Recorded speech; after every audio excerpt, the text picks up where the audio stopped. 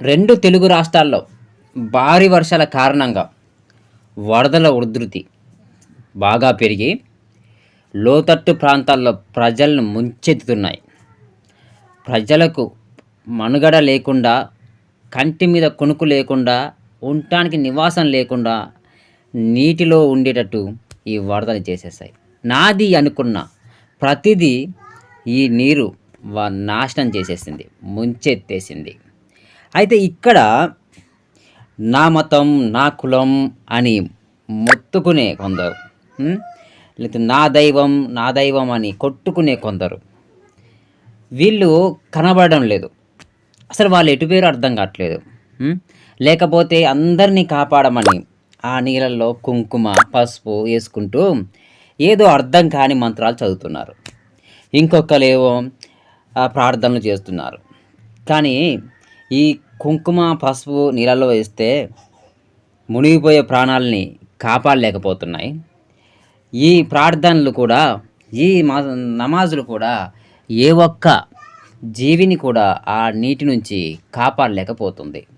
మరి ఏరి దైవాలు ఎక్కడున్నారు అంటే, మొన్న 9 మంది ప్రాణాలు నీటిలో కొట్టుకుపోయే ప్రమాదం ఉన్నప్పుడు అక్కడి నుంచి పోతే నేను ఒక్కరిని పోతా, వస్తే 9 మందితో కలిసి వస్తా అని ఒక వ్యక్తి పోయిండు. తన ధైర్యానికి, తన గుణానికి అసలు సెల్యూట్ చేయాలి. సెల్యూట్ కాదు, చేతులెత్తి తన పాదాలు మొక్కాలి. దైవం ఎక్కడుంది? మంత్రాల్లో లేదు. దైవం ఎక్కడుంది? గుడిలో లేదు. దైవం ఎక్కడుంది? రాతిలో లేదు. దైవం సహాయం చెయ్యాలనే హృదయంలో ఉంది. నలుగురిని కాపాడాలనే ధైర్యంలో ఉంది. సహాయం, ధైర్యం, నలుగురికి ఉపయోగపడే గుణంలో ఉంది దైవం. అగో కాపాడిన ఆ వ్యక్తే ఆ దైవానికి రూపం. దైవానికి రూపం సహాయం. ఆ సహాయాన్ని ఎవరైతే చేస్తారో ఆ వ్యక్తే దైవం. మొన్న చిన్నపిల్ల నీటిలో కొట్టకపోతుంటే ధైర్యం చేసి కాపాడిన వ్యక్తి తనే.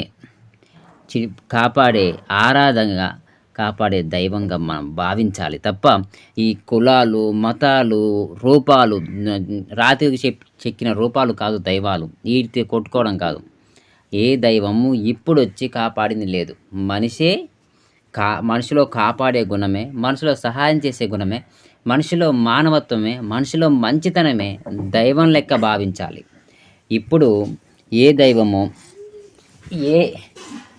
ఏ దైవజనులు ఎవరు కూడా వచ్చి ఆ నీటి నుంచి ఈ ప్రాణుల్ని ఎవరిని కాపాడలేదు.